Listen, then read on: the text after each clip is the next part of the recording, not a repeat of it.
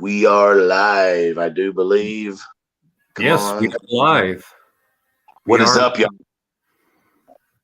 All right. What's up, everybody? Y'all know me, Christopher B. Got good old Tennessee. Tennessee Tactical over there. Little co-host. Fucking Rescue. here with Rescue's me. in the building. Good to see you, Here with- Rescue. Oh, I'm not seeing. Oh, there's Rescue. Rescue. What is up? What is up, man? Good to see you. I was checking out yesterday, your little chicken run that you got going on, and how you were saying 50 some odd dollars just for parts. That was outrageous. And I mean, alone, he was saying that he spent, it was like 20 some odd dollars just on washers. For washers. Jeez. And I think it was like 20, it was only like 20 some odd washers or something, 22 or something that he needed. And they were like $1.28 a piece for washers. Jeez. What are they, stainless? What are they made of, silver? Jeez. Yeah. No, it wasn't. Oh, 18 washers. Good Lord. Yeah. Okay. 18 washers. Betty Daly, good to see you. Good to What's see up, you. We're just Betty? talking. Lead for lunch, or Lead yeah, for lunch. Mhm. It's been an idea I've been kind of kicking around, and nobody really goes live too much on Saturday afternoons, and so it's like, okay, well, I'm a 2A guy. This guy over here, he's a 2A guy. Yep. So why don't we do a little chatting on any other, like, any topics that are 2A related, or any of that. So anything that kind of stands out to us in the news and stuff, so figured just kind of chit chat, hop on here, shoot the shit a little bit. Okay. Absolutely. So thank you, buddy. Thank you. It's good to see you guys. Just the two of you. Hey, you know what? 2 is 2. Yeah, dude, sometimes it takes a minute for that notification to go out too. Yeah. That's why we kind of start a little slow roll and everything like that. And, so. Girl to come in here. Okay. Hey, Daddy's doing live. Can you quiet down? I like your singing, but you need to bring it down. Okay. Okay. Okay, you. Now, those are. Okay. Go. I mean it. Please. Please. Kids will be kids. Yeah. She's supposed to be up on the daddy. That's all. Get in the live here. Y'all, Yeah. we're doing these because we feel like, that, with I wish Rip Curl was in here. Oregon, we were speaking on Oregon and how they pass the 10 round band or 10 round magazine. Stop, please.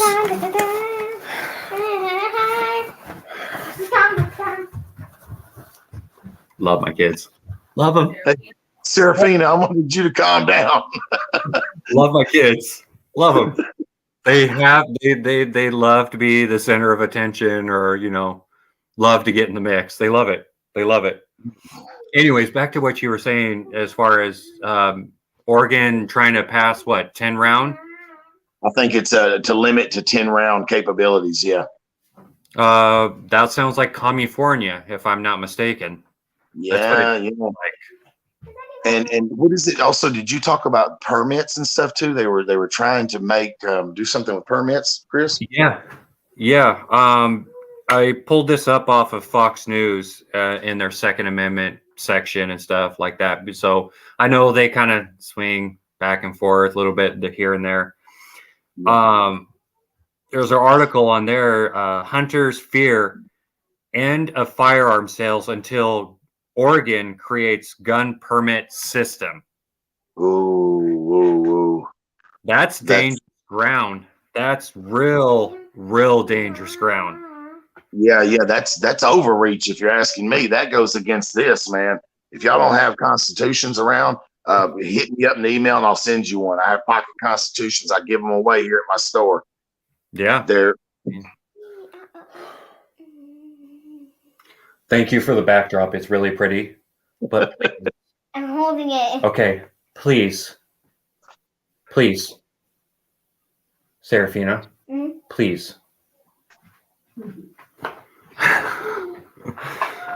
Anyway, the article goes on to say gun rights advocates fear all firearms sales will freeze in Oregon in 3 weeks when one of the nation's strictest gun control measures takes effect.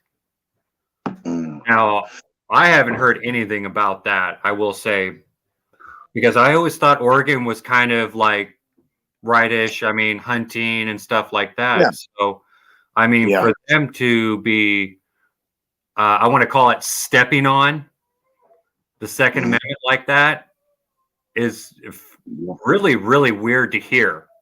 I mean, especially on a state like that where freedom and hunting is massive. I mean, just massive. Yeah, the article goes on to say Measure 114, which voters appear to have been passed by a 1.5% margin, bans ammunition magazine capabilities of holders more than 10 rounds and mandates the creation of a permit to purchase system that includes hands-on firearm training. That's good, Chris. Rescue was asking about that bill number, which you gave it. Betty's saying, didn't the Supreme Court already rule on this? You know, I'm not sure. Like I said, this is only like 2 days old that Fox is touching this. And it goes on a little bit further. An Oregon law set to take effect December 8th bans ammunition magazine capabilities of holding more than 10 rounds and requires the creation of a permit to purchase system. So, in a sense, you're looking at almost a background check system, which California already has. And, you know, that is, like you said, an overreach of more documentation. Where is it? Who has it? You know, I mean, it's just, it carries on. It just dominoes effects on and on and on and on. Yeah, absolutely. It's just little chips that they're chipping away. Oregon, Rip's been talking about this for months now, that they're pushing this amendment to kind of to do this. And he was like, we need to vote no on that, or Oregonians, you know what I mean? Like, he was seriously like, please, y'all, we got to see what's happening. And, you know, so we've got the Second Amendment here, a well-regulated militia being necessary to the security of a free state. The right of the people to keep and bear arms shall not be infringed. That's right.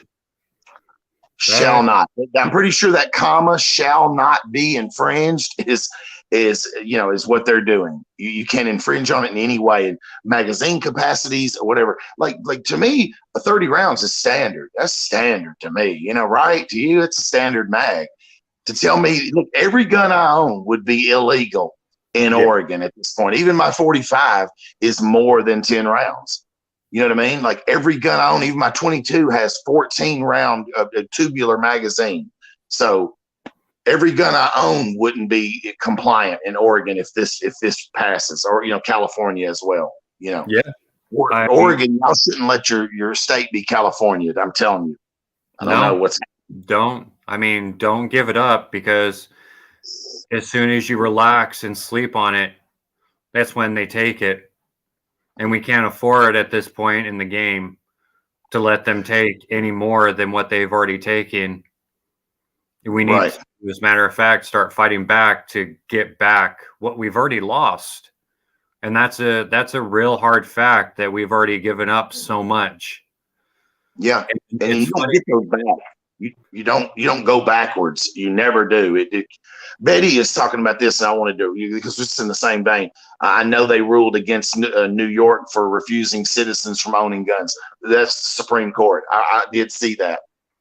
Yeah, and that's a state that definitely needs to arm its citizens.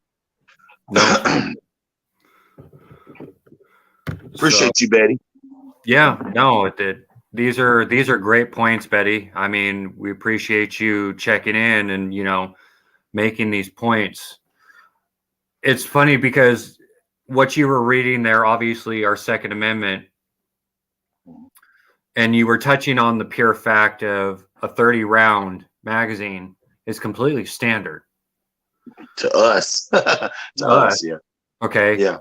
Not to mention, if you continue to read your Second Amendment, you also need to have equal power to fight against a tyrannical army or a tyrannical state that wants to use that army against we the people. Right. So if we're only limited to 10 rounds, it's not going to be a fair fight at all. No. It's No, not. it won't. It just goes to that standard thing. I can't imagine going and buying a bunch of 10-round mag pools for my AR. I'm just like, why? Why would I do that? You know what I mean? I don't want those. I want the 30s or the 40s, 60s if I could help it. You know what I mean? But yeah. I've got a few 10-rounders for my bolt action Ruger American Predator, because obviously I mean, it looks cool as hell with a 30-round magazine hanging out the bottom of a bolt action, but Right. it's trying to prop it, on its legs and stuff like that, or trying to get it anywhere to where you can. It's just not going to work. It's just not. Right. You're right. With a tripod system, it's going to be it's going to yeah. So for your bolt action, that's pretty cool. Is to have a 10-round because that's actually awesome in that situation if you're hunting or whatever. But like you say, that 30 rounds going to stick down and not allow you to prop it or rest it properly. Yeah, unless I'm propping that tripod up on a balcony area or something to where I can have my space to where, like, if I know something's coming or a lot of things are coming, then I might pop one of those 30 rounds in there and go, let's go to work. Yeah. You misunderstood. Yeah. You misunderstood. Yeah. So, I was looking also. More people doing what you're doing, Chris. This lead for lunch is pretty cool. I mean, I think if you keep doing this will take off. This is absolutely something we need to be talking about because I mean, with prepping and preparedness, like we all do, man, ammunition and guns are they are a part of that main 4 things you need to be doing. What is it? Food, water, medical, defense, and then you work from that tree up from those. So in defense, we're talking mags, we're talking ammo, we're talking optics, the firearms, the grease, the grease for your guns, using the right oils and stuff too, cleaners, having brushes and cleaning kits. Yeah, cleaning kits. I will say, since we moved here and everything like that, I am sad to admit I got a little lackadaisical. As a matter of fact, I broke out a couple of my long guns last week and was going through checks on them. And man, they had been sitting for a while. And I went to, chamber them and stuff like that. And I could just hear the grittiness. And I was like, it made me sad for a moment. I'm like, I feel like the worst gun owner in the world that I have let firearms get to this point. No, you moved and they changed humidity levels and you moved and you were moving, you stuck them in a corner. Look, I had a guy come in here, my friend Pete, he came in with a 9mm and I got him a holster for it. It was a little holster I didn't need.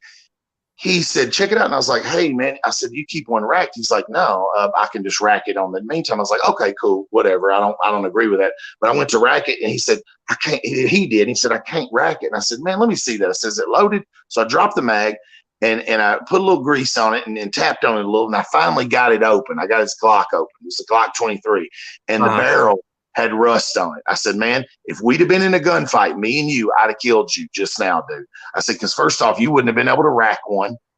And, your gun. So I took care of it. I keep a kit up here up front. A bore snake. I did everything for him, greased it up and got it working. I was like, now you'd be capable with that firearm, dude. Come on, man. It pisses me off to think that you let that Glock get rusty, bro. because you ain't Yeah. taking care of it. Ugh, pissed me off. Good to see you, Leslie. Good to see you. Hey, good to see you, Leslie. Yeah, they're Betty, coming in now. Chris, that includes gun rights along with the 2A. You can't defend a country or your family with changing mags rapidly. You would definitely be correct. I mean, that's what I'm saying. You know, if you've got the situational awareness as far as you're going to have more than, 5 or 6 people making a run up on you, then that is probably the way I will reach over and keep one of those 30 round mags nearby and go, let's go to work. Yeah. I got a question for you, Jeremy. Because I know there's a lot of controversy and back and forth on this. Wow, and dark. Can't even Leslie, see me. There's back and forth. Okay, on your 30 rounds, do you keep the full 30 in there, or do you only load 29? I do 28. I know that sounds stupid, but I do 28. 29's good. Never go full 30 because it's, it's going to be a problem. And like with the ones I have a bunch in a box loaded, so I have like 15, 20 mags. I keep them at 20 just to not stress the springs. I just keep 20 in them in case I have to, something goes down here and I have to use the handgun to get to my cabinet, and I'm going to my rifle at that point. I'm not fucking around. If the lights go out, my phone dies, and it's shift. I'm going to the rifle at that point. Yeah. I mean, it was just something that popped in my head because I know, like, if you're doing like a tactical reload, you're in the middle of a firefight, and you've already got one chambered and everything like that. Trying to shove that full 30 in there, it ain't gonna seat properly. And what you're gonna go to click, and it's gonna go to chamber, and that magazine's just gonna go thump. It's gonna drop out. Absolutely. So, I would tell people do not push 30 rounds in them, period. I'd go 28 just to be safe. It's a little give and take, and with your forward assist, which most ARs have that forward assist, you're going to be okay. But with, like you said, if there's one in there and you jam a 30 up in there, full 30, it's going to, like you said, boom, click, it's going to drop that mag. Yeah. It's just something we're telling y'all that we know because we've seen this happen to people. So I do 28, Chris. I don't want to ever push it because, it starts to get tight at 28. So I'm like, no, that's good enough. I mean, like I said, from a tactical point of view, I mean, that's just, it carries better, Like I said, I like that 29 mark, because it gives you that opportunity that I am going to get the full 30 out of anything, basically. Yeah, because you got one in there, one in the pipe already, right? Yep. Mm-hmm. Rescue says, so this bill says that Oregon doesn't have a permit at all right now. Is that right? Good question. That is a good question. Let me look back at the article real quick. Because I think they do have permits, but they're going to make people register them. I do believe Rescue is because I think Rip he's in Oregon and he has a carry permit.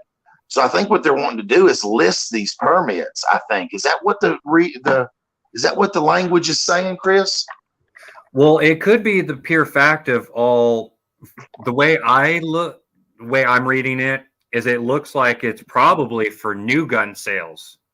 Oh, that's the way it looks like to me.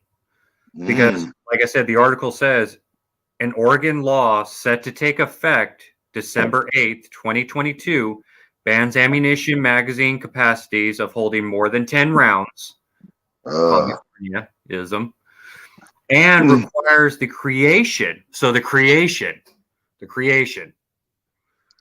of a permit to purchase system. So it's not in place yet. They don't have it.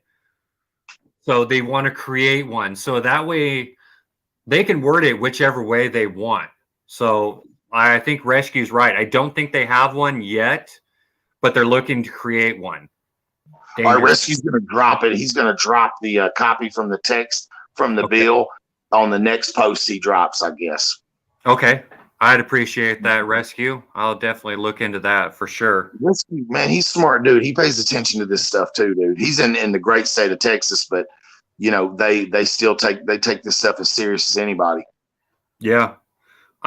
Rescue is just a sweetheart. I mean, he is the kindest soul I have ever met. Honestly, that's one of my. Hey, Sophia, Rescue's one of my favorite creators, man. He is like if I'm gonna do a show. If I like me and him, there you go. Whereas Oregon currently has no permit requirements for purchasing a semi-automatic assault firearm or any other typed weapon and studies. Huh. So they don't have a permit requirement at this point. No, like I said, the article says they want to create one. That's that's like as far as like databases go, like with us, CCW carriers like me, they want to put us in a index, and Tennessee said no. Tennessee said no. It's overreach. All right, Betty Daly, just have a feeling something is going to pop off this week because Trump made his announcement. Then last night he was holding another speech, and YT and another platform blocked him. Wow. Leslie said hi. That is big. That is huge. I mean, we all know at any given time, that balloon could go up, it could pop off. I mean, that's why we all try and prepare. Penny Pension Prepper, good to see you. Good morning and afternoon to everyone. Hi, everyone. Yeah, everybody's saying hi to Sophia. Rescue did. They all say hi. Yeah. Of course. Rescue, Miss Sophia. Betty Daly said hello too. Yes, of course. Leslie says hello, of course. So, got 9 in the live chat. Good to see y'all. I didn't even realize I had no moderators. Shows how much we do this. I would do I would put Rescue as a moderator, add him. I would say there's some good people in here, Betty Daly as well, and Leslie too, that you could, that I know personally that. Okay. Rescue, and yeah, I'll take that way we can just keep some control, because these kind of live streams can definitely get attention, dude. Oh yeah. I mean, I made a moderator. Oh, did you? Okay. Appreciate it, sweetheart. Yeah, these kind of things will definitely catch YT's attention as far as the topics that we are covering, because they will not like it in the least bit. Yeah. I'm still shocked that your last video is still up, man. I mean, I love that video when we did the build together. That was fun. I watched it like 3 times. I mean, I will say, like I said, I'm not a huge one to go back and watch like my own stuff. I mean, I don't want to say people that do it are conceited or anything. I'm just like, I don't know if I can sit there and like watch myself and sit there and create or critique myself that much, because when you're doing a live, it's live. I mean, so whatever is spit out, whatever mistakes you make and whatever. Yeah. I mean, yeah, you can go back and go, okay, maybe I should have done this better. I could have done that better. But I mean, real life is real life. Yeah, for me, I like to go back and watch this. I'll put it on my TV and I'll watch this live stream, because you never know what people are saying in there. And if somebody's being funky, and you'll catch them the next time and go, hey, listen, funky mouth, you're not allowed in here no more. We got Leslie with a wrench. She said she'll light them up if anyone acts up. Good deal. Good deal, Leslie. Appreciate it. And I'm sorry, I haven't ignored you. Penny Pinchering Prepper. Good morning and good afternoon to wherever the time zone you are in. Sorry, we weren't ignoring you. It's just we start getting on these topics and it just starts going. So, I mean, we've already been talking for almost 25 minutes and we've only covered one topic. So yeah, hey, that's a good little channel. They've got 56 videos, 152 subscribers. Penny Pension, I'm going to go ahead and sub up to you there, my friend. Press all. Okay, good deal. You know who just jumped into that chat right now? Let me see. Let me go back. I was at Penny Pinchers. Come on, Stuart. R. Yes, good to see you, Stuart. All right, we got some blue there. So Stewart's in the Texas area, I would think. He said because he's saying rescue. What up, neighbor? yeah, I think he is. And I know Stewart's a big 2A guy. He loves the 2A topics. So yeah, good to see him. The other thing that it caught my attention, another article from there, and this one should start to speak volumes as far as to what's going on. This one was also put out a couple days ago. More Americans legally carrying guns despite slowest increase in CCW permits on record, experts say. I realize that there is a lot of states that got constitutional carry. 26 to be exact. 26 of 50 have become constitutional, Chris. Okay, good to know. Appreciate that. Number of concealed carry permits continues upward trend despite nearly half the states enacting constitutional carry laws. So I think a lot of that comes down to is the pure fact of like, we want our constitutional carry. We want it. It's ours. Give it to us. Allow us to defend ourselves. But I think there's a lot of also people that don't want to flaunt it. They want their right to defend themselves. And that's our given right. But they don't want to flaunt it. They like to keep and fly under the radar, which I can completely agree. I mean, I don't see anything wrong with that. Yeah, no, concealed is your best option. And for me, like with it winter, that's why I'm with the 1911 now, because I can conceal it better. Summer, I go with a shorter mid-size frame with a 9 or a 40 caliber because I have smaller frames, so I can carry it in the summer and just put a t-shirt over it. But a lot of people, Moose Man said, and I love this, he said, the only place you should really be open carrying is the woods. And I was like, that's genius, man. You know what I mean? Yeah. I mean, because you never know what you're going to come across or that wants to attack you or kill you. Exactly. But sometimes now I feel this way. When I was on the road, I was out at a strange gas station coming back from Hutch's, and I was like, you know what? Let me let everybody out here know that I got this handgun on me, not to mess around. Like you see some shady people looking like they're going to run up on your car and ask for money and stuff. I'm like, no, don't even. I don't know. There's times when you almost need to show it, but it's rare that you feel like, hey, let me let them know. Let me let everybody out here know that I got a handgun and to not, You were practicing that situational awareness. You scanned the area. You identified potential dangers, threats. Yeah. Let's go ahead and isolate those and make them not a problem some situations. Rescue situations, it is better to have your assist assets unknown. Yeah, I agree with you, Rescue.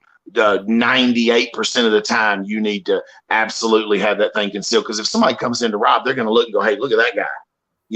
Look at that guy. He's the threat. He's my biggest threat, is that guy carrying right there. You know what I mean? So yeah, it's good to cover them up. Yeah. There's only some situations where, like, me and my son were walking to a store one day. Guy was coming at us on the sidewalk. So I made sure I turned around. I let my handgun be shown, and I bent down to act like I was tying my shoe, just to let him know, hey, if you're walking up on me and my son, I'm going to bust your ass. I'm going to bust your ass because I'm out here with my kid. I got an 11-year-old boy with me, and I'm not going to play with you. And of course he walked on by, but I'm like this the whole time. I'm like, make sure put some distance between me and him once he passed us. But 98% of the time, you need to keep that thing concealed. Yeah, you did the straight flash of like, no fuck around. You're gonna find because I didn't want to have to. But go ahead, Tiger. What's up? You get that FAFO, that nice little graph. Yeah. The more you fucking find out. Yeah, if you fuck around. Yeah, you fuck around, you find out, and if you stay in here, you never find out. You know what I mean? To a minimum, and it's for everybody. Yeah. That's good. What's up, Tiger 454? How's it going? Good of all you in the chat. Appreciate you guys hanging out, coming in. We're just talking some topics, 2A related, obviously. Lead for lunch. We're going to talk some lead. So, back to that article. Concealed carry permits have increased by 2.3% in 2022 compared to last year, despite nearly half of the United States enacting what they have termed constitutional carry. Oh, have they termed? I don't like that wording. This makes it sound bad. It does. It does. Laws that don't require Americans to obtain a government-issued permit to legally carry firearms, a new report shows. Well, my permit, it's called the Constitution. And if you look under number 2, Yep. A, that's my permit. Yeah. Well, it's hard to. Yeah. Hold on. I'll full screen you for sure. This needs a full screen. Hold on. Sorry. Let's see. Right there. No, I don't want to kick you. Don't do that. Hold on. Sorry. I don't know how to do that, Chris. I think it's in layout. I don't know. Solo layout. There you go. Let's see if that pops up. It should go. There we go. There you go.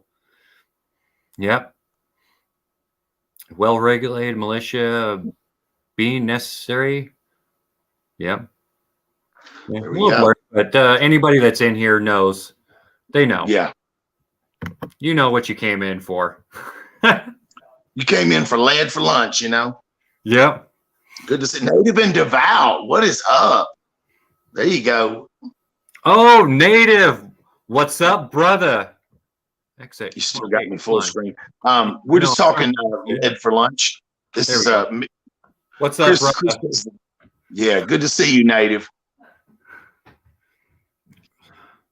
Did you have any more? Did we expand on that that one article enough with Oregon?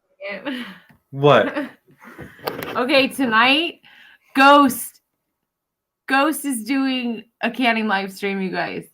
So tonight at 8 p.m. in the only time zone that matters, East Side, Ghost is canning tonight. So everybody in chat better be there. And on top of that, at I believe it's 10 p.m. tonight, Carbon Q and Erica from My Fly Family are doing a Preppers After Dark. So All right. better see y'all there. Okay, that's all right. There we go. Couple live streams tonight. There you go. There we go. I mean, hey, shout outs to everybody. Yeah, I mean, I will say it is definitely good to see Ghost back in the saddle again, seeing that he's been gone. Yeah. So he's been sorely missed. For sure. For sure. I mean, he started this revolution, in my opinion. Ghost started the Native saying he's trying to can with him tonight, so we'll maybe get to see Native too. Sweet. I'm your Huckleberry. Good to see you. That'll be a good deal. Yeah, I'm your Huckleberry. That's good to see you. Good to see you. So, for all of you that are just tuning in, we've just been talking a couple of things as far as bills that are going around Oregon trying to pass a permit system and a 10-round magazine limit, basically, what California is trying to do or has done. So we've been covering that. Severe overreach, of course, as always. And then obviously we were just talking about how CCW permits were on the rise. And as to where people, you want to carry, but we don't always need to flash it and, make it apparent, because there are sometimes, I mean, a lot of the, not grocery chains, but department store chains and everything, they don't want that in there. And I've never quite understood that. I can understand sometimes you don't want it flashed, but I mean, concealed should be just fine, because I mean, the last time I checked, the Walmart employee, he's not packing. Right. Hey, listen, when they did that stuff at Walmart, I was like, okay, so I'll just conceal it. I'm not leaving my handgun in the car to go to Walmart. I will, if I see a no, like a mom and pop store that says no guns, I won't do business with you. I will not do business with you if you're saying that people can't be armed. And I'm gonna carry it anyway. I went in to vote and carried my firearm. I just kept it concealed. I don't go nowhere without my firearm. I don't, unless you're going in front of a judge or something. That's different. When you're going into a courthouse, State buildings, yes. Yeah. Yeah, of course, that's it. follow anywhere you can have to go through basically a metal detector or a wand or anything. Yeah, go ahead and leave that stuff in your car. You can definitely get back to it at any given moment, obviously. And Rescue did dropped that Oregon Reduction of Gun Violence Act. Thanks for Wow. that link, Oregon Appreciate Rescue Oregon. Thank you, Rescue. Tiger said our Walmart says no open carry. That's ours too. Tiger, good to see you. When what they don't know, don't hurt them. Exactly. Thank you, ma'am.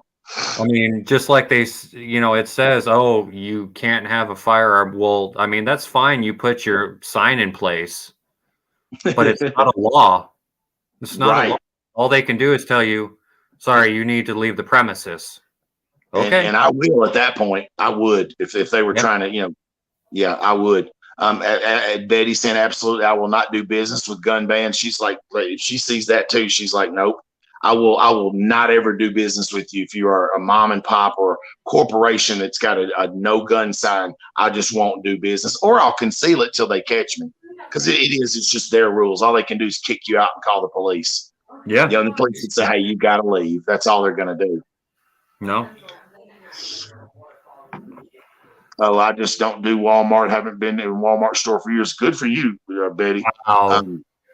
Betty, the fact that you can actually do that, that's pretty amazing, actually. Yeah. I mean, I'm sure, like most people anymore, I don't like to go there. I really don't anymore. It's one of those things. It's just like if you are on the way home from work, you have to swing in there. I'm running in there as fast as possible. I'm grabbing what I need and I'm getting out quickly. Right. So, I mean, it's absolutely necessary. Thank you, Leslie, for dropping that link for Ghost Canning stream tonight. I appreciate that. Yes. Yes. Rescue's completely right. Gun-free zone equals soft targets. Oh, Paradise. Hey, Betty, no, Tiger, unless they have a metal detector, I take mine everywhere. Not supposed to have them on my work premises either, but I bring it in every time I work. I love you, Tiger. Hey, yeah. You do you. Yes. I mean, that's all you can do. That's all you can do. Do you. If you feel it's necessary, you feel it's necessary. Yeah. So, that was something I wanted to ask you. What was your first handgun, Jeremy? Or Smith & Wesson MP 1911 45 caliber, first gun that I ever bought, and I'm carrying it today. Actually, that's for wintertime I carry the longer, because I can conceal it better with the jacket and stuff. Yeah, it gives me more reach too. It's one of the longer of my handguns, so it gives me better accuracy too. I feel more competent with the 45 because I've had more practice with it than any of them. That's nice. What age were you when you actually picked that up? 30 years old, probably 30. Yeah. Oh. Now for me, y'all, I had some stuff in my background that I had to take care of. I had to get my rights back and all that, to vote and all that stuff. I had a little run in when I was younger, so I had to do all that. And I'm telling you, there are ways to get these felonies and stuff off your records and to get your rights back, And see, now that you tell me that, Jeremy, that is the way to do it. There is ways to get your rights back. Yeah. You just got to go get them. That is fantastic to hear. That is fan-fucking-tastic to hear that you had enough gumption and enough hardness to get those rights back. That speaks volumes. I got in some trouble when I was a younger man, and it was a pretty serious charge. And I was eligible to get it expunged, so I did all that. It's a lot of footwork and a lot of money to get it done. But it was more footwork than actual money. It's the taking the steps and go to TBI, which is our Tennessee Bureau of Investigation. Of course, they send it up to Langley in Virginia, FBI. And then that day they cleared me. I was cleared, Nice. Betty says, I have enough when I travel into town. I can get what I need or have friends and family We barter out. Hi, Daddy. Yes. Is there anything I can eat? You can grab your sandwich that you made earlier. I don't feel like having to eat Okay. something. Well, you're going to have to wait. You made that delicious sandwich earlier. Why don't you finish eating that up? Oh, and Tiger saying that you and her need to talk. No. Oh. Hey, look, I made some mistakes, Tiger. That's just what happens. Shit. I mean, some of those ones you have to learn from. Yeah. Well, What do you want? I'm going to say, well, I'm not going to say, but mine, when I turned 21, I went and got myself a nice Ruger P95 DC. Yeah. First handgun I ever bought. It is a chunky boy. It has served me many, many years. I have thrown this thing through the ringer. I have thrown all kinds of different ammo, nasty wolf ammo down it, and it still just keeps going. I love it. Can't get rid of it. That's good to hear, man, because good guns will shoot shitty steel ammo. They will. So hey, what caliber is that running, Chris? This is 9mm. 9mm. So Okay.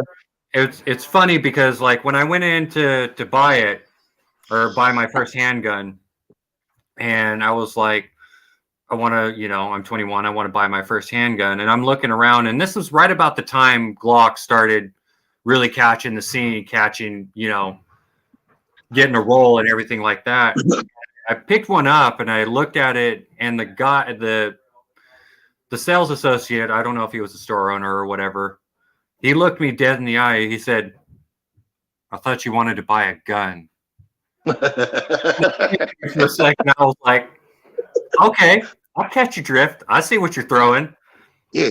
So I looked around a little bit more, and it's funny because, like, obviously the P95 is a polymer frame, which is when it first started doing. This Ruger actually started the industry on polymer frames. It is a polymer frame with fiberglass reinforcement. That's why it's chunky. Right. So, like you can throw this thing around and it just takes a beating. Full 4-inch barrel on it. It's funny because it's got a unique design. When it slides back, the barrel actually will slide back a little bit too and catch on a block. So it was kind of unique for its design. It just kind of also caught my eye as far as the decocker, and it's double action. So, I mean, just the pure fact of being able to shorten up that pull if necessary, it's fantastic. And I like the design on those. I do. And I like the ambidextrous decocker too. I like both sides. You know what I mean? Both sides. And yes, it is. Right. It is empty, of course. Right. Just being able to. Who doesn't love the sound of that? So and for me, no safety. So for me, mine was a 1911 M&P 45 caliber. We are empty. Yep. Just so y'all know. So, for me, it was kind of like 45 was kind of where I wanted to start. You know what I mean? So, and this gun has been through, I've shot steel ammo through it. I've shot everything through it, and it just keeps chugging. I mean, you throw it in a mud puddle, and it's going to stand up and fire for you. Keep your guns old, y'all. Seriously. Yeah. I'm a huckleberry. I'm a bit of a collector. Too many to list here. Good for you. That's the way it should be. Tiger, I have a Glock 27 and I love it. I mean, you're going to have the Glock lovers. I mean, everybody has their preference. I'm a Ruger lover. I mean, it's just. I like Glock. I'm not a snob against them.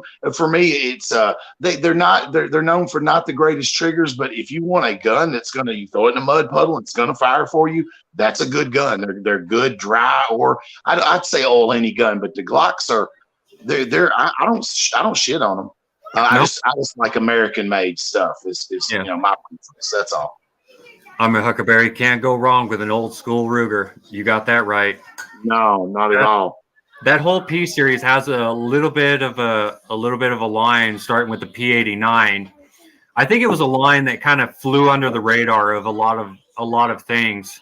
And even this one, the P95, it kind of flew under the radar because it did see a small amount. Lottie, you need to turn that down, please. Sorry, guys. It did see a small amount of military action, just the smallest amount, because the military was running low on sidearms. So they called up, I believe it was SIG, and I know they called up Ruger, and they say, hey, we need X amount of thousands of, pistols. What do you got for us? And Ruger had already, been in production of this. And so these were actually going to be handed out to, this was the time we were going into Desert Storm, to Afghan troops. So these got actually handed out to foreign armies. What was it? The Iraqi regular forces or whatever. I remember. So they had to make a bunch of pistols in a hurry to get that contract. I'm sure they were excited, but you're like, hey, the pressure's on. Let's work 12-hour shifts and get these pistols made. I mean, and like I said, it was also, I think it saw a little bit of time with the tankers. I mean, if you're a tank person, how many times are you really reaching for your sidearm? Right. Not that many. But I tell you what, from what I hear, as far as in a tank, it is not the most comfortable place. It is very cramped. It is very hot. And trying to keep a sidearm or anywhere, you need something that's going to be durable and bounce the hell around. And you need to depend on it if you have to, whatever reason, get out of that tank. Tiger's got a bunch of firearms there. I like that. S&W, M&P, Sig Sauer, Ruger, and a few others. I like mixing it up. Like me right now, I'm all Smith, but I do have a Remington. I do have a Remington 22 rifle that's a classic, and I like that son of a bitch, man. It's one of the old Apache Blacks, the nylon 66, and been tested in cold weather and hot weather. They tested the crap out of it. That's kind of where I go. I like going with names that I can trust. Now, we're not shitting on Glock today. That's not what we're doing. No, like I said, everybody has their favorite brand. I mean, you got Smith & Wesson guys. You've got Colt guys. I mean, you got them all. You got HK people. I mean, it's all it's like cars. I mean, that's the only thing you compare it to. Everybody has their favorite brand. Yeah. And what does it do you good? If it served you like the P90 you got, that thing is you shot the crappiest ammo through it and it still fires. And I mean, after 2020, we kind of had to start buying some steel ammo, and I have some steel ammo. Now I wish it was all brass, and I'm probably going to shoot up all that steel ammo and just keep the brass. It's dirtier. We know it's dirtier and it's harder on the extractors and stuff. But but if a gun will shoot steel, it's definitely going to love butter brass. It's going to love it. You know what I mean? I do a lot more of actually the aluminum, actually. So I've got some aluminum too. Yeah, it gives you that nice balance of that softness of the aluminum. And, you kind of get that smooth, well, not quite with the brass, I mean, but you get that cost effectiveness of like, hey, if I'm just using this to practice with, what do I need to use my brass for? Right. And the aluminum is not damaging extractors and stuff like that either. It's a lot cleaner. Blazer makes pretty good aluminum case ammo. I think that's what I practice with. Yeah. Betty, after 10 years old, at 10 years old, next was a 12 gauge shotgun. Dad didn't have any biological sons. Oh, Betty, that's good to hear. Hey, I mean, there ain't nothing wrong with having one of those in the house. Hey, question from Rescue. What's your take on Walthers? I like that brand. I do like that brand. I've shot a few of them, and I like how they feel. I do. I've never actually put a Walther in my hand, actually. So they're nice, man. They're nice. I couldn't comment. I mean, I'm not going to talk about something I haven't put in my hand and whatnot. So I'm definitely not going to shit on something that I don't know nothing about. I actually got to shoot one, and they're pretty smooth. They're pretty smooth. Tiger, no, we don't. She's like, I love my Glock. Don't shit on them, and it shoots true every time. They do. There's a reason why they use them in law enforcement and with the military contract. At one time, I think it's been taken over by SIG. I think at this moment, but it's whoever's the cheapest at the time. I think whoever can offer the best price per unit. A lot of people will carry Glocks because if you're, say, a police department all carries the same weapon. If you're in a firefight, you can throw a magazine to your buddy if he's pinned down. Hey, throw me a mag. And he throws you a mag. So that's why they will tend to stick with it. You can Gucci them Glocks up to, like we were talking about. If I'm gonna spend $600, why would I want to spend another $6 to Gucci it up? But I've seen some nice Glocks, man. I've seen some really prettied up. Pot B had one amazing. He had put new trigger, new sights on it, and done a lot of work to it. Let me see. You remember? Oh, Marlin with the gold trigger, set of 3. You got them, Betty? You've got that? Ooh, nice. Sorry, guys. Just a moment. Nice. Thank you, Daddy. Hey, Huckleberry's saying he has a PPQ and a PK. Love Walthers. There you go. See, just enforcing. I think Rescue. I think has Walthers, and yeah, that's a good handgun, man. So it's a good company. Stuart, Glock is my carry. It's just a tool, not my favorite by far. So you're going to have mixed back and forth, Yeah, it is a tool. It is a tool. And they're not to be played with. They're not toys. They're tools, for your self-defense. And yeah, but if it works for you and it don't jam and it does the things you need and you can keep it clean, it's like we were talking about Kel-Tecs and high points. If you grease it, it's going to fire. Now, would I want to depend my life on a high point? No. But if you grease it up, it's gonna work for you. Yeah.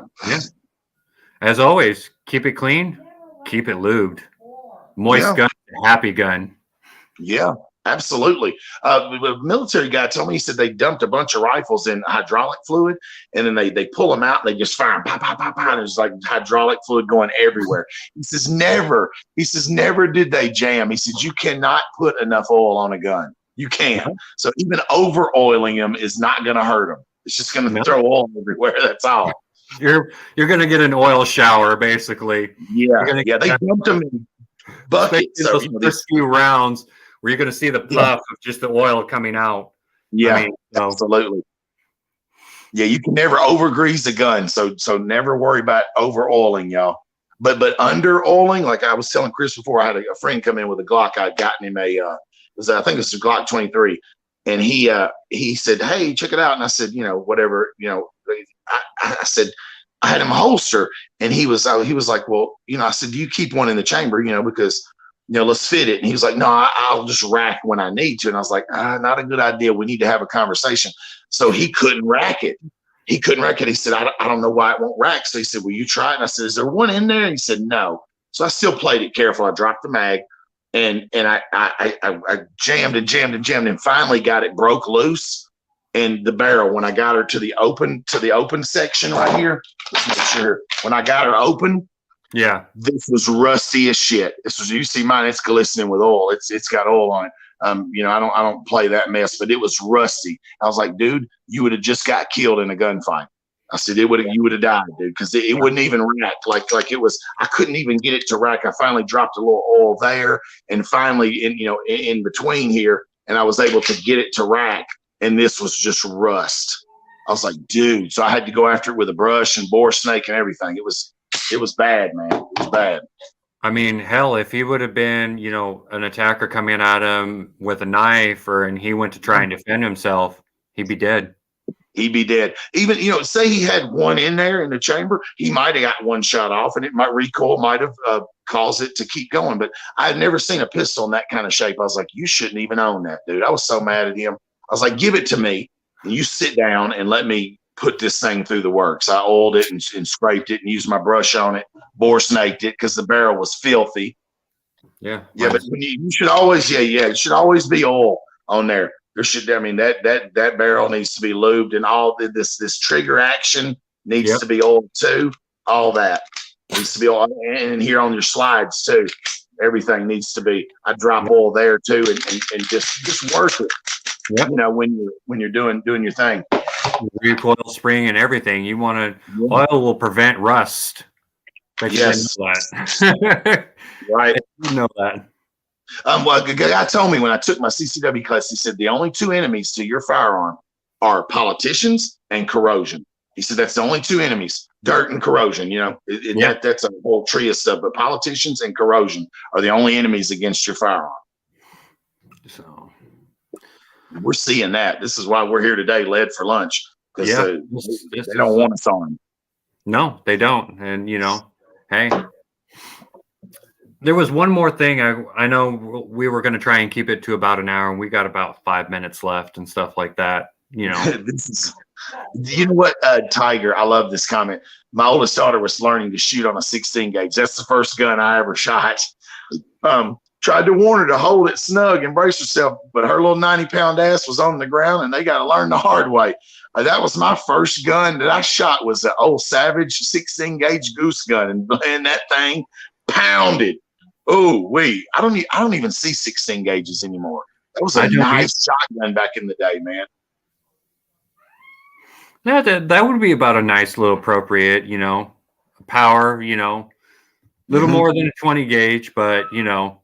Yeah. So it was a good. This was a goose gun. It had full choke, so it would throw the pattern out farther. Made for goose and ducks. You know what I mean? So it's just a single shot Savage. And when I shot it, I held on to it, but it was boom. I mean, it was a smoke wagon, you know. But yeah, smoke wagon. I probably weighed about 110 pounds at that time too, and that was, you know, because I grew up with guns, and then got to a point where I'd gotten in trouble, and then couldn't have them for a little bit, and I didn't touch ammunition, nothing. Like when you a felon, you don't even need to be having these. You don't. You know, you don't even need to be touching shit. No, for sure. I mean, you're trying to limit your possibility of more trouble, obviously, because you've already gotten yourself into enough. Absolutely. I'm trying to stay up with the chat here. It's gotten 10 in the live chat. That's good, man. Hey, Savage with a full choke. Yeah. I think appreciate every one of you that have tuned in and stuck with us, and I thank you guys because hey, this was, you know, an idea I was kind of kicking around a little bit. And I was, you know, I've been kicking it around a little bit, and I was like, let's see what happens, you know, and just start, you know, get up here, shoot the shit, see what happens. So PCD's in here now. So this is what happens. You get going. This is me. I'll be rolling about 30 minutes into mine, and then there'll be 40 people in there. I'm like, doggone it, I want to start again now. No, right? Can we start over again? You know, because everybody's missed everything that now that everybody's rolling in, and it's just like, goodness, we've already covered, you know, some hot topics and stuff like that. So, man, this is hard. Is everybody that kind of rolled in late here? What's up, Matt? Anyways, good to see you. You know, you kind of you might have to watch the replay. I mean, it's not terribly exciting. I mean, it's just a lot of us talking, you know, just covering some topics. But hey, it makes for some, you know, just easy listening. Yeah. Absolutely, man. Absolutely. Oh, like I said, there was one more thing because I know we're kind of getting low on time, and now we can help pump it up for every Saturday. Led for lunch. Thank you, Rescue. I appreciate that. Yeah, you'll get some rewatches on this, Chris, because I put it on my community tab. You'll get some. I'm sure you'll look and go, okay, we had this many views. Then you'll look at it tomorrow and go, dang, it's double now. People will go back and watch it, especially if you keep them short. That's why I like to go about 1 hour and 30. That's it. You know, keep it under 2 hours. You know. Tiger's asking, hell yeah, is this going to be an every Saturday thing? I'm not sure yet. I might keep it to maybe every 2 weeks. That way, I know there's a lot changing in the 2A world, and it changes on a daily basis, week to week. But you know, what's up, son? Hi. So I might do this every other week. Just to kind of, you know, CC1 have anything coming up? I'll ask. Next weekend, I'm going to do a Saturday shift. Yeah. A Saturday. Weekend. Okay. So I mean that would be a good kind of nice. I mean, like I said, Ghost is canning tonight, obviously. So make sure you guys tune in for that. And then also, I know Carbon Q, they're doing adult prepping. I believe at 10 o'clock Eastern time, the only time zone that matters. So that's on Carbon Q's channel, correct? What? Carbon Q's one? Yeah. Okay. Just to double check. I don't want to give out false information. Her being in Georgia, is that still going to be Eastern time zone as well? I believe so. Yeah. I believe so. Let's see. Hey, rescue. Hey, you're going to be able to say, Betty, please remember to hit that like. Yeah. It is done. Tiger says, I'll throw it on my community tab for sure. I appreciate that, Tiger. Appreciate it. Matt's like, I'll go back and watch it for sure. Hey, like I said, it'll be some nice, easy listening. I mean, obviously you turned in right at the end, so you kind of got to see. We were just talking a little handgun, everybody's first handgun. So, well, not everybody's, but us. The only other thing I was like, hey, I was kind of talking to this with Jeremy the other day, and I was like, as preppers, we prep and we prep and we prep and we try and prepare, and you get to that point of kind of like prepper burnout. I guess you could kind of say it. You just kind of like and I mean, I realize there's always something new to learn, to expand, to try and make better. But I was asking TT1 this, and I was like, do you ever want to just like wake up tomorrow and shift has happened and see, have I had enough skills? Have I prepared myself? And start putting everything we train for, we prepare for, we practice for, actually into motion. And right. I was talking to him, and I'm like, am I just crazy? Nope. I war game every day sometimes, Chris. I know. And I want to ask all y'all that. Do any of y'all think that we're crazy because we war game this stuff all the time? Like, I think my first thing is to lock this place down. I got 48 hours roughly. If we have an EMP or something goes down, to where the zombies are going to start to walking around. They're going to be without food because they don't prepare. Me, I'm going to be fine. I'm going to have food in my belly and water to drink regardless. But do you got your self-defense tools? Do you got medical on point? I mean, over the counters, stitching, tourniquets, all this stuff is, 2A is so vital to that. Let's see, water, food, medical defense in that tree. If you're doing all those things, then those trees will branch out from there. Of course. But this defense being called last is weird. But they figure water's most important, food, medical, and then defense. But those four go hand in hand with what we all do, y'all. And you can add to it, like as far as food goes, growing your own food, things like that, or reloading your own ammunition, or buying parts for your ARs in case they break down, and having cleaning kits, having water purification. All this goes hand in hand. But this 2A is one of the most important things, because if you got stuff, you need to be able to defend it. Yeah, no, for sure. Tiger says my first handgun was a Smith & Wesson MP 9mm. Oh, nice. I mean, nothing wrong with that. Here. Yeah, mine was an MP 45. Yeah, that's weird. Matt, have you seen the new definition of what an assault rifle is in the dictionary? No. Oh, I have not, actually. I have not looked that up. That's kind of curious. I'd be interesting to hear. Is that Webster's Dictionary or Wikipedia? I'm kind of curious now. Get some of these. This is good too. Let's see. After that, get the guns that are popular ammunition. You can scavenge to, extra rounds, right? For me, it's like don't be looking to buy no obscure kind of 45-70 or something right now, or some kind of new 300 blackout if you don't have the ammo.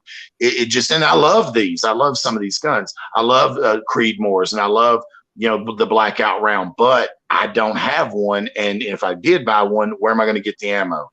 Popular calibers like a 9mm. If you don't have a gun and you're listening to this, 9mm would be probably your best bet because that ammunition is plentiful right now in America. It really is. Hell, you're probably going to be able to throw a rock at a house and it'll probably have some 9mm in it, more than likely. Yeah, absolutely. Some of these comments are good. You have to really work on your mindset, Betty Daly, every day. And you have to run your plans. She's right. So she's war gaming. Betty's one of those prepared people. Keeps the 410 by the door and the 40 caliber on her side. You know what I'm saying? Right on. Matt BCD. Let's see, Betty Daly. Preparing and running your plan isn't crazy at all. Good for your mindset. Absolutely. Matt PCD. Without defense, you can't keep your food and water. That's yes. We just absolutely. So 9mm and 40 is what Tiger's saying. I always worried about the 40 becoming unpopular, and I've asked around through the community, and they're like, "No, 40's not going anywhere. Don't worry about that." Because I like 40. I'm a 40 snob kind of. I like the crack and the firepower of that round compared to a 9. I just do. It's almost like a 9mm Magnum kind of is what it is, really. Basically, and I mean, because if you're looking at it, I mean, if you look at that round, the head of that bullet is a little flatter, so when it's going to hit, it's going to fucking hurt. There's one round. What we call flat nose 40s. Yeah, flat nose 40s. Yeah, that's an FMJ. Yep. Yeah. You got that roundness to it. Mm-hmm. So, for some reason, they don't make a 40 with really a round nose. I haven't seen any. They probably do, but they all seem to be flat nose for the 40s. I think that's probably it comes down to the pure fact of obviously 40 is a little more powerful, so you might have the problem of over penetration, probably. Yeah. It does over penetrate. That's just my speculation. I'm not an expert. Everybody went spooky on us here, like with what Matt said. They're kind of all agreeing that's the end game. Betty Daly saying that's the end game. People in disaster-prone areas should have an emergency plan as normal life. Yes, hurricanes, because rescue, anybody that's lived coastal knows that you should be prepared. Like coastal communities are usually more prepared than people in the Midwest, just because they deal with hurricanes and power outages. And look at what happened in New Orleans, man. That place tore itself to pieces during Katrina. New Orleans got tore to pieces. Yep. Yes, it did. People robbing and raping and killing each other. It was sad, dude. And walk the plan every day is what Betty's saying. That's pretty good. Big Chris, we were talking to each other in private about, are we crazy because we war game all the time? So obviously we're not. People are saying, no, you like today, I'll do something in preparation today, whether it be putting up water or something. I've got plans to do something, Bioxo's in the house coming in here late as hell. Good to see you, Bioxo. Bioxo, new one to me. You never heard? Bioxo's a good dude, man. That's a good kid. He lives, I think he's up north, New York area, Buffalo area, I do believe. Oh, okay. If I'm not mistaken. He's living behind enemy lines, nonetheless. Well, not all of us can be into the free area. I mean, it happens sometimes, Bioxo, how much snow did y'all get in Buffalo, bro? I heard it was like feet. Oh. They moved the Buffalo Bills game out of there because I was like, man, I'd want to see that. I want to see a snow game. Shit. He's in Buffalo, New York, just as I thought. For New York. Yep. That's what Rescue's saying. No, I was just kind of curious because I was just like, am I just crazy or am I just, I guess you could call it fantasizing about Schiff? And then it's like, okay, well, now that, I talk to you guys and stuff like that. Okay. I'm not crazy. It's just preparing my mind to get to do what's necessary to defend my family and defend what I have, keep what I have. Here's Tiger saying because they weren't prepared. She lived in Mississippi during Katrina and guns work, y'all. Absolutely. So 6 foot of snow is what Bioxo's saying, and Betty's saying 5 to 6 foot of snow. Jeez. Man, that's a lot of snow all at one time. Goodness. He's tired of shoveling. God, I bet, dude. Send it to Tennessee. Don't. Please don't. Betty, going outside to look around house, what to do, what you need to do, instead of simple defense for the windows. Yes, yes. We were talking about that as far as boarding everything up and everything like that. Mhm. Yep. I mean, my place has got a lot of windows, so I mean, trying to board that many windows up is going to be a little bit on the difficult side. But you know, I've got enough shooting points to where I'm going to be able to probably defend that to where they probably won't get close to the house. I mean, I won't say never, but probably. Right. And you got probably 3 people, or 2 besides yourself, that can handle firearms. I'm sure. The Sophia, Yes. I know she can handle one, and I think your oldest son can handle a weapon as well. Oh, Can he? See? yeah. Oh, yeah. That's 3 Yes, guns. Yeah. And That's I mean, 3 I've guns. got- right there. yeah. And Betty, Chris, you're crazy. It's wise to do the things. Yes. Yes. I thank you, Betty. Thank you. That's what we were thinking. Looking forward, rescue saying looking forward and preparing for what could happen is being responsible and smart to me. Absolutely, rescue. I mean, I will give that shout out to Backwoods as far as, you know, prepping your mind. I mean, Yeah. and out. Prepare your mind. Tiger saying we are prepared to board windows, lock doors, and shoot whatever tries to come in. This is a good point. For me, I have on my bottom floor, I have bars on all the windows. They're iron steel bars on all the windows. But I'm thinking it wouldn't be a bad idea to have pieces already custom cut that you can and zip into place. Some plywood, you know, for each window. I've seen people do that. They just have them custom made already to zip into place, pre-drilled holes. Bianca's saying we're supposed to get a couple more feet tonight. Jesus, that'll make it 8 feet. Man, goodness, 8 feet. I've heard this. I had a friend that traveled. We were traveling on the road back in the day doing communications, and he went to Buffalo. He said, "Let me tell you something, dog. It snows in feet there. They don't do inches there. They do feet." Because he got there, landed, did his job, and then they got snowed in. It was a couple, I don't know, 28 inches, something like that hit. Something like that hit like all at one time. He's like, "Believe me, dog, it snows in Buffalo." I don't doubt it. I have no doubt about it. So, I mean, we've already gotten a taste of our snows. Obviously, you know, Sophie's been posting some shorts and stuff like that, especially with her anatomically correct snowman. I'm sorry. I like that. Ooh. Oh. So they were talking about plants too. Simple defense plan: throw plants at the window, just below the window. They can, they get eat up just trying to get in the window. Like some briars or some kind of something gnarly around the windows. And then Tiger said, "Big Day, that we have plants planted to deter infiltration." Nice. I mean, if you're in a desert, dry area, obviously you can do cactus around your windows. Obviously, Yeah. They'll love that. Yeah.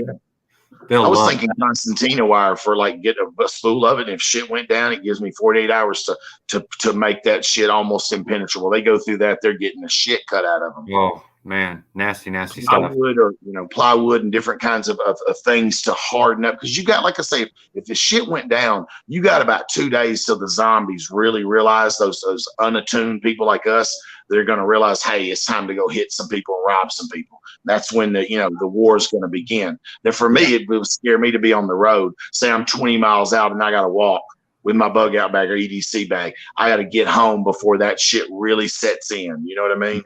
No, for sure. No, and I know as far as I think it was one of Native's lives, his last ones, he was talking about scouting and stuff like that, as far as, for the fossil fuels, as far as propane, gas, diesel, and stuff like that. Food distributed places, food houses. Yeah.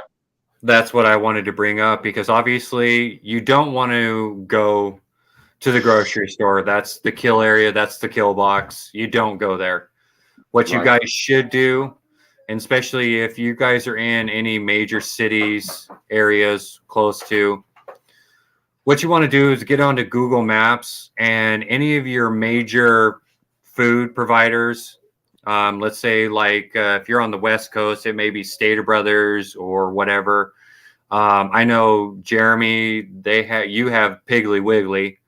Yes. Over- Yeah. we have a place called Weiss and stuff like that. What you want to do is just go ahead and plop in Google Maps. Take that major store that know that you have food. At the end of it, go ahead and type in distribution center. That's going to give you the exact point of where their DC, of where all their food products are coming out of. Mm-hmm. Good little knowledge. Last thing, like I said, shift happens. You don't want to be running to the grocery store. Where I'm going to run in is those distribution centers, because pretty much in shift, everybody's going to be gone.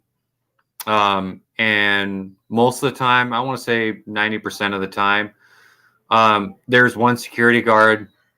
He's unarmed. He or she, actually. His or her job, the only thing to do is to check in the truck drivers and check them out. Or to call the police if they see something. Basically, you know what I mean? Job. These some good habits. Made them a pain to just get into the entrance of her house of Betty Daly. Tiger said, I already have distribution centers, U-Haul, and other places scoped out. Man, Tiger, good Tiger, job. I like your style. I like your style, Tiger. Betty's, I do that under my windows. Chris, real thorns. Yeah. Yeah. Try. That's smart, Tiger, man. which a dumbass would try. Exactly. Fury. Yeah. So these are just kind of things that, pop around and stuff like that, reconnaissance, scouting, knowledge. Mm-hmm. Yeah. Acquire it. Especially for those that are raising livestock. You definitely want to know where you're going to be able to get up on some grain, some feed and stuff like that, because you're probably not going to be able to run to the feed store. And, free ranging is fine if you have the space, but you're also probably going to need to supplement with others, with other food, everything to keep everything going properly. This is great, man. So Biaxo's saying you should see the store shelves, no milk or bread or eggs. That's the first thing they run on, especially in Tennessee, because people freak out over a couple inches of snow. Then the bread, eggs, and milk are gone. People panic. I gotta go get some bread, milk, and eggs. They panic. Well, us being prepared people, I'll go, shit, I got a prepper pantry over there. I ain't got to do nothing, man. I don't. Even without power, I can fire up my rocket stove and cook a can of chili or some soup. Shit. I've been preparing for this for probably 4 years. I've been, preparing my home. Got that. Let's see. We've got the camping stove. I've got the barbecue, and then we have the little grill that runs on the little 1 propane pound tanks. Right. Actually, that actually came in handy. It was about a couple weeks ago. I didn't realize I was low on charcoal, and I went to make some burgers. And I actually snagged this thing for free. It was like brand new. I think they got used once. And they just, I don't know, set it out or whatever. And I was like, damn, that thing looks good. It looks in really good shape. Stopped, snagged it up, inspected it, like brand new. And I'm glad I did, because I tell you what, I hooked it up a propane tank to it, fired right up. Everything worked perfectly. I was like, perfect. Dang. Yeah. Dang, Even once you use it, you can do well. There's a way to refill those small bottles too. We're definitely going down different roads. That's just still leading to preparedness. Need to get a flamethrower for my preps. Sick of digging out snow. Hey, they do sell them at the gun store. There's some nice flamethrowers now, Biaxo. Look, I'm sitting. Are you? What's up, Monique? Good to see you, my Canadian sister. Biaxo's got these stoves. That's awesome, dude. They're like little camp stoves, I guess, Biaxo. What's up, Monique? Monique's in the house. Yes. Okay. Nice.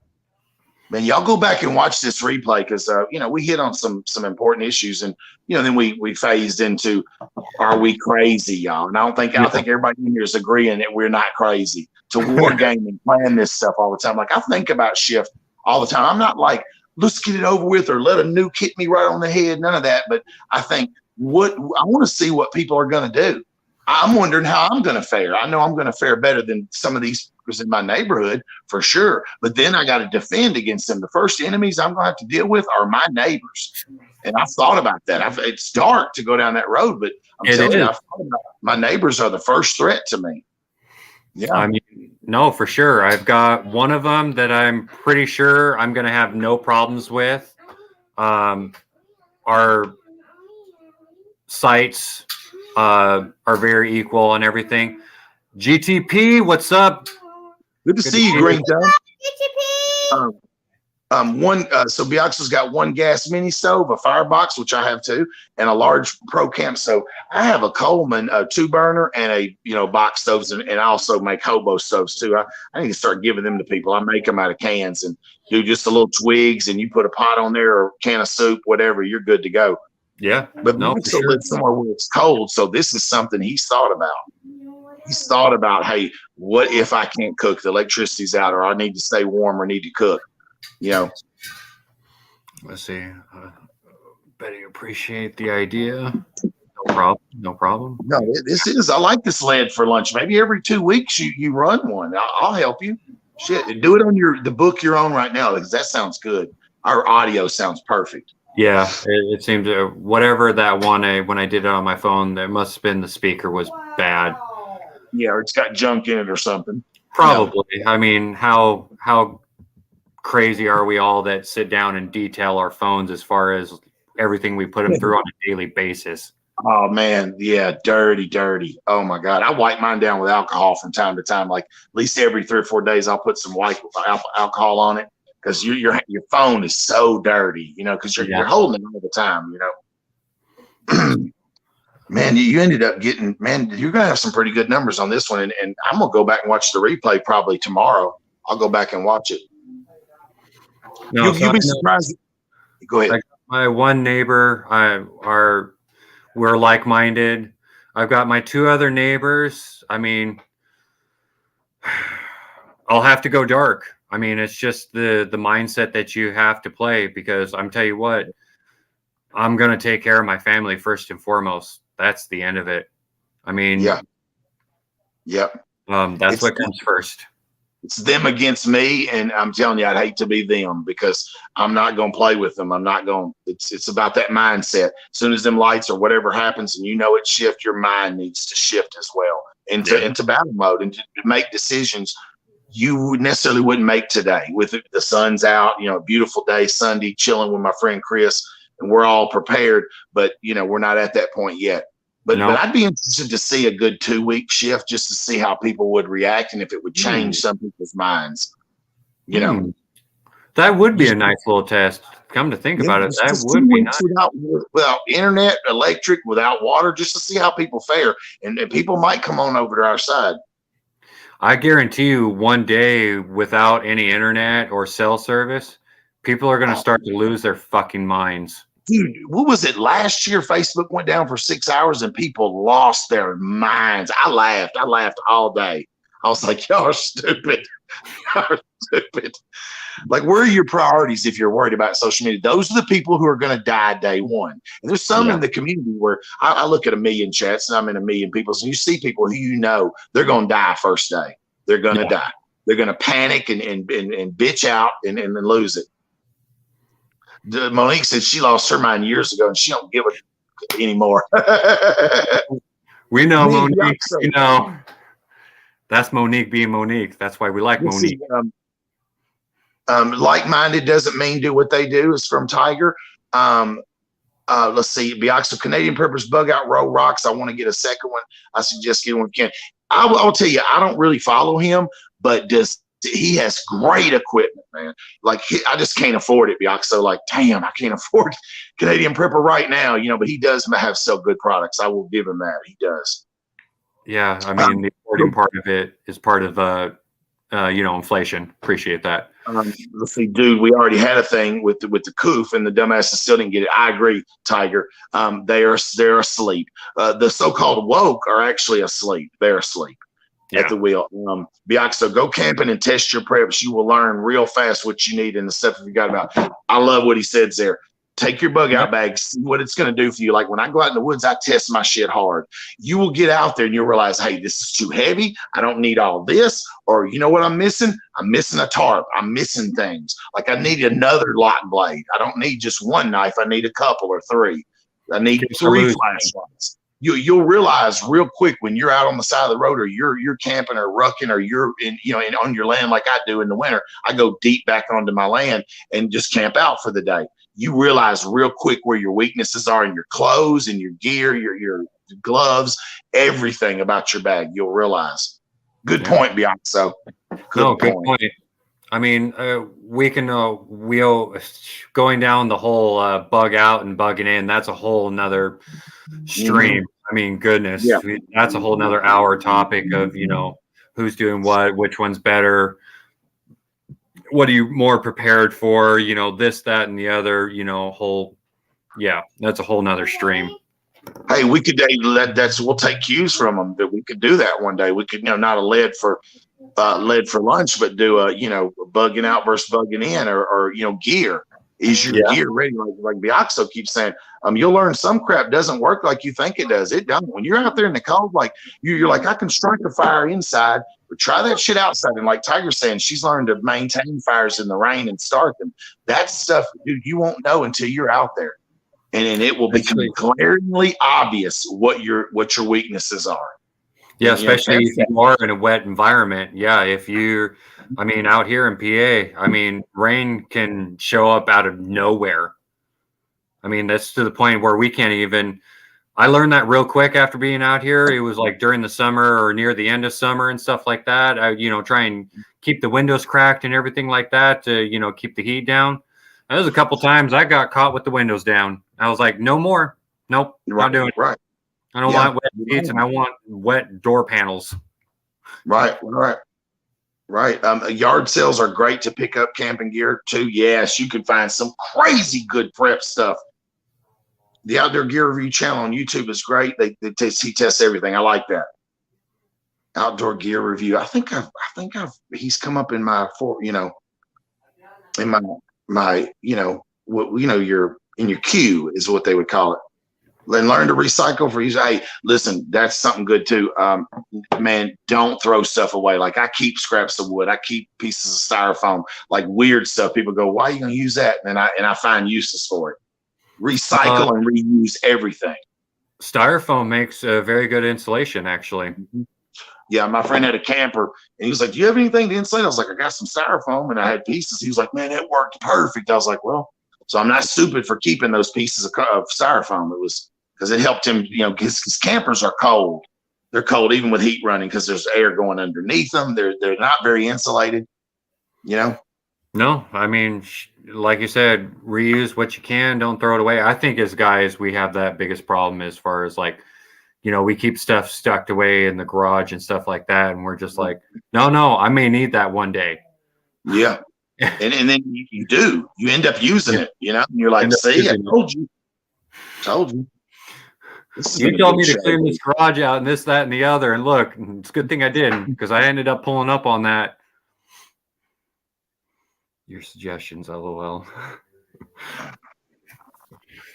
Well, let's say we got about a couple minutes left. We'll go ahead and wrap this up. We've been running almost an hour and a half. I don't know if you guys got anything else in chat. I'm a hoarder, but not have to use for that. Yeah. And Betty backs that up with anything you can recycle is the best because you will find a use for it. I promise. And she's right, dude. She is right. Some of the ladies. Not being weird, but the ladies in this community, dude, are ready to go, dude. Yeah. I've never seen such powerful ladies as I've met in this community. Like, no, you're absolutely right. You are 100% right. So these aren't girly girls, man. These girls here are prepared.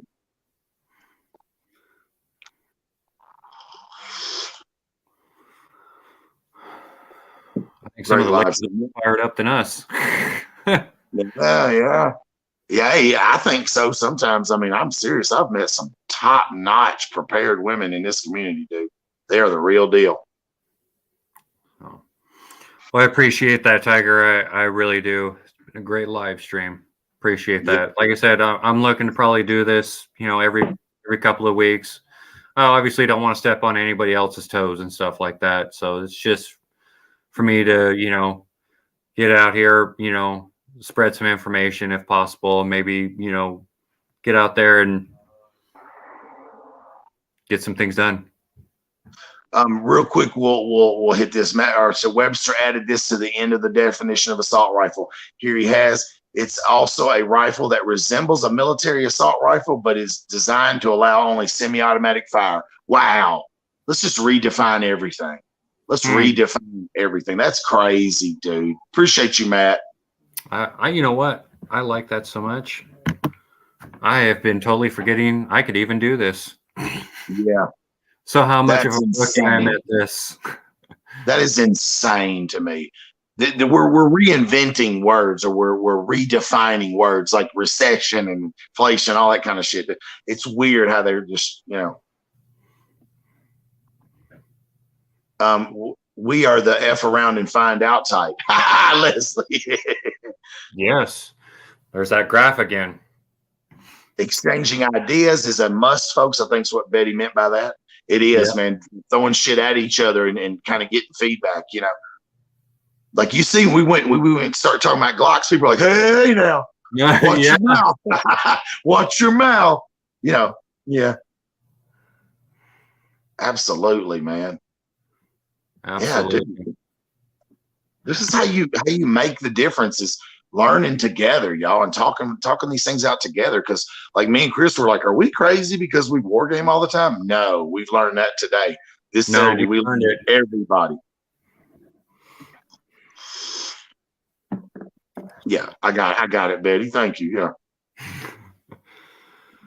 All right. Well, like I said, I appreciate everybody tuning in, watching, everybody in chat, dropping their ideas, dropping everything, channels. Tune in tonight. Obviously, like you said, Ghost is going to be canning tonight. And then on Carbon Cues, they're going to be adult prepping. So that is not for your underage. Make sure your children are not around or in bed.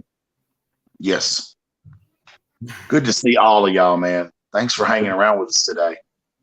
So, and you got anything else?